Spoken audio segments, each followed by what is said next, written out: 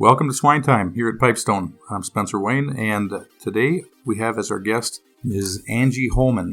Angie is somebody I've known for quite a while. She lives in Pipestone here, and I don't know, Angie, since my daughters were in kindergarten, it's how many years back? Close to 10, I guess, something like that I've known you. You currently work in a role here in Pipestone, but you've had several roles in Pipestone. Your current role is Director of Data Management. So correct me if I'm wrong, Angie, you manage our PigChamp data, or our sow data, I would say. It's not PigChamp brand, but our sow data for our sow farms, as well as all the grow finish data that we collect for our stuff and producers that we work with. Angie, thank you for being here. Yeah, it's great to be here, Spencer. Thank you very much. Yeah, that's right. I manage all of the sow data, which is actually done in Porcitec. That's the software that we use. And then all the grow finish data on the grow finish side. It's a service we offer to our clients. Happy to be here and talk with you guys today. When we're talking about grow finish data of any type, it's probably the thing that farmers over time have done the least amount of, because we always collect our sow data and the pigs go out the door and then they grow, and then we don't do a good job of collecting the grow finish data. But just take us through a few reasons. Like, why would you collect data? There's got to be a handful of reasons. When you say it, what are the main reasons that you would need for collecting data?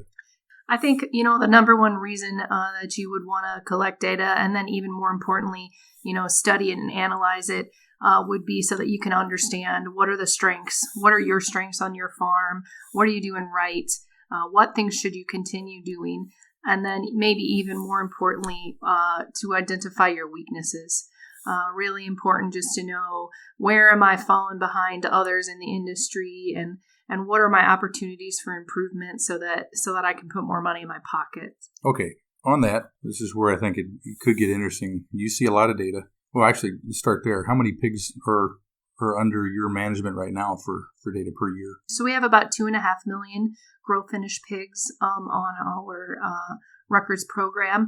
About 70% of those pigs would be pigs that come from the Pipestone system, sow pool, but it represents just under 100 pork producers in multiple states in the United States. So. Okay. Biggest producer would be a couple 100,000 pigs a year marketed, maybe? Biggest producer is about 450,000 pigs a year. Okay. Smallest producer? Smallest producer would be, 2,500 head. Okay. So we really have a large range. Okay. So yeah, big spread, but a huge blended mix of farmers. So you see all this data, and from just working with you on different scenarios, you work with these guys. They come in, they review their stuff, and so when people have good or bad performance, there's lots of discussion of why. You see at least the documentation, what their setup is, the kinds of feeders, the health status. You see a lot of stuff. What would be the top two weaknesses that people face if they're saying, I got bad performance, things they identify the most commonly? What would you say the top two are? So, of course, disease is a challenge, and health definitely drives performance pretty dramatically. So any producer who is struggling with health, definitely, you would see that as a big opportunity for that producer. But other things that we see that really are big opportunity areas, one would be just getting enough weight on the pig to maximize profit. So average daily gain, turning as many pounds of pork as you can through a barn in a year. And then really along with that is just understanding the value of getting the weight on the pig and getting the right pig to the right packer, and optimizing the weight on that pig. So those would be probably two of the biggest ones we see. Another one, of course, feed conversion. Feed is the number one cost of raising that pig. So just understanding feed conversion and the impact that it has day to day and in the fluctuations in feed cost. Definitely an opportunity that we see as well. All right. So you ramble on a lot of stuff there, and I asked a question very poorly because I said, what's the strength and weaknesses, and expecting two answers, but it's really, each one is the same answer. I either have bad health or good health. If it's either a strength or a weakness. But what I heard you say was health, daily gain, getting the optimized weight, essentially the right market weight. If you had good control over when you could market your pigs, you would pick a certain weight, and feed conversion. So feed conversion rate, obviously, it's huge because that's such a big cost. Where do people end up saying they got the most opportunity when you're breaking it down with the producer? Is it feed conversion, or is it you're not marketing correctly? Because there are two different areas.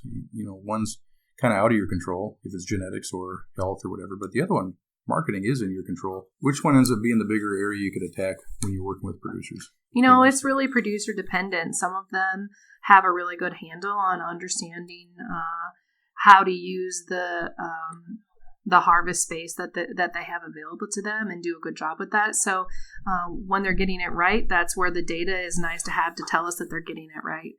So maybe that producer has another opportunity like health or conversion, maybe feed cost. So it really just depends. And then you might work with another producer who is, has feed conversion that is the best on the chart.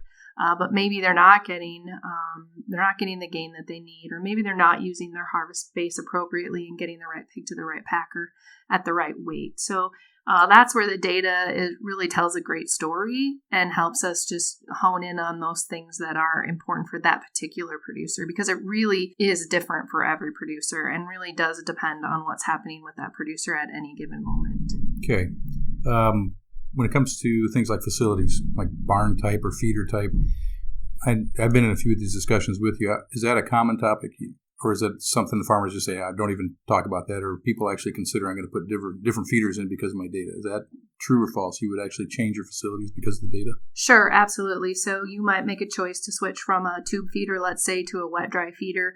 Plenty of data to support that if you have an opportunity on average daily gain, there's plenty of data to support that you could potentially switch to a wet-dry feeder. So you might get as much as 0.05 or 1/10 of a pound of gain, which, over 160 days on feed is going to be 15 pounds or more of gain. So, that's an example of where you might make a decision based on your data to make a change in a barn. Or maybe you're not making a change in a barn. Maybe you're making a decision to switch to a different grower. Or even looking at, could I find a different grower or a different location where there's less disease pressure? Mm-hmm. All of those things are discussions that we have when we sit down and look at someone's records. Yeah, we used something real key about a minute ago here as you were answering it, and that's that you make decisions off of your data because, for example, wet-dry feeders, people know that, and so, but not everybody just runs out there and does it. But just watching it a few times in these meetings with producers, the producer says, I got this site or this site. Wet dries in this site, or whether it's sort barns, or whatever, something is maybe causing a slower growth. And then they see it in their own data, and all of a sudden they're convinced. They knew it before, but until you see it in your own data, it can't move you like your own data will. So having good data of your own is important. I know for us, like in Pipestone here, we do our own research. We don't believe other people's research data. We have to do our own. So it's the same with the producer. I think they have to look at their own data to know for sure. I think that's key. You mentioned that, and I think that's important to point out. Yeah, I think that's definitely valuable. We don't just look at what's happening with the producer at any one point in time. We spend a lot of time understanding where they've come and then where they need to go. So that's one of the values of what we do in terms of analyzing the data. We like to look at trends and understand, is the trend moving in the right direction? And unless you can do a good job of, being disciplined about collecting the information and then continuing to do it, it'll be difficult for you to really understand the trends that are happening on your farm. Yeah, so collecting the information, I wanted to get a quick answer from you on how to do it, because you could write stuff on a card in the barn. People do that a lot. how many deads did I have? And you got a kill sheet at the end that you might have in a stack on your desk, and you might have it electronically, but you've got data either on paper or on a stack on your desk. But how do we do it with our clients? Is there a good method you could lay out for how it's done correctly? Mm-hmm, sure. So, we have a pretty detailed method, which not everyone has to do it that way. But for us, we just feel like if we can collect the details, then we'll have them. And then there are lots of different things that we can do with that. But really, I think the best place to start is in the barn. So, just day-to-day collection of information in the barn is really important, just to make sure that you're understanding what's happening from a health standpoint. How do we collect it in the barn? When you say in the barn, is it on paper, electronically? I've seen folks do it different ways. How would you? Mm-hmm. What's the best way to do that for ease of collection and getting good data? Sure, you can do some of both. There are multiple ways to collect information in a barn electronically. There are apps available. You can enter them into your ventilation system. So, or you can just do the old-fashioned method of writing it down on a piece of paper. So, like your bureau, your data bureau, when it's collecting, are people faxing paper in, or are they telling you numbers over the phone? Is it all different ways? All different ways. Yeah, all different ways. Text, phone. Okay. We don't really receive too many faxes anymore, but a few. Okay. So yeah, it's a little bit of everything. And then somebody, somewhere, either electronically at the farm or in your bureau office, data from the barn, number of deads, number sold, whatever, is going into a database structure. It's based on MetaFarms. Yep, we use the MetaFarms platform, which is a web-based software. Okay, so you got the data in there, the barn level data. It's put in electronically at the level of the week. This week's deads, this week's markets, this week's whatever. And then you've got kill sheet data that comes in separate. That gets linked up with it too. So then you've got performance data, you got kill data that has the carcass weights, the standard deviations. Everything's on there. Am I getting that right so far? Yep, that's right. Yep. So most of our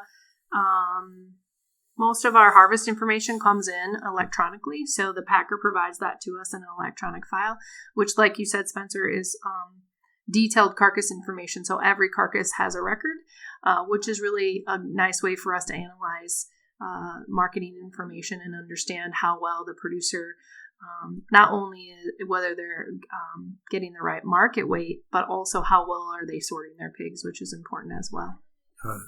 Okay. So you get all that information put together. There's a distinct difference, I think, between just having information and then looking at it. You just described the way we look at it.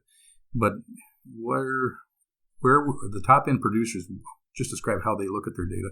You just did a little bit, but like the best people out there, what kind of discussions do they have when they look at their data? I mean, if you're saying this is where you could end up and do the best.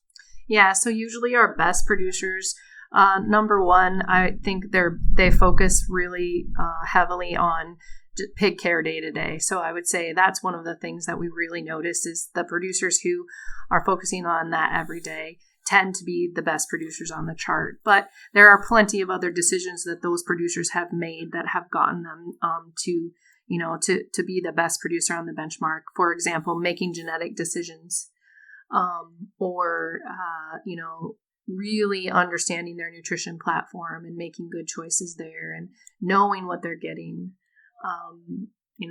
Just I would say having a healthy pig and choosing a sow farm that's going to provide them with a pig that's going to flourish. So okay, good deal. And I know all this stuff gets presented on a website.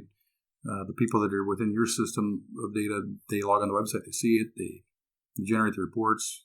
I'm trying to think of what else the website has for you. You can see your data there. You can spin it around and chop it up. Anything else? Yeah, so our website, what we do is we take the data from MetaFarms, and it's a 24-hour, 7-day-a-week accessibility with our website. So the data is there for our producers to see, closeout information, but more importantly, real-time benchmarks so they can really see each time they close a group of pigs, how did they stack up against everyone else that's in our database. Okay, yeah. I don't know if we didn't point that out.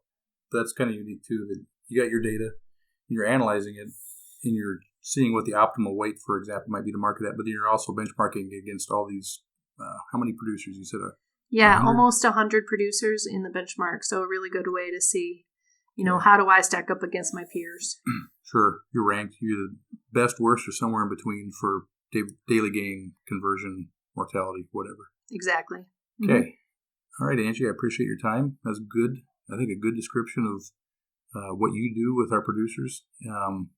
I would say anybody out there listening, if you've got questions regarding records, either just advice on how to do it or what do we have for services, because we have this service offering here at Pipestone. Get a hold of your vet. You can call the Pipestone Clinic here directly and talk to Angie if you want to ask her. And that is it. I appreciate you being here, Angie, and want to say thanks to our listeners for being part of this. And tune in next time for Swine Time Podcast.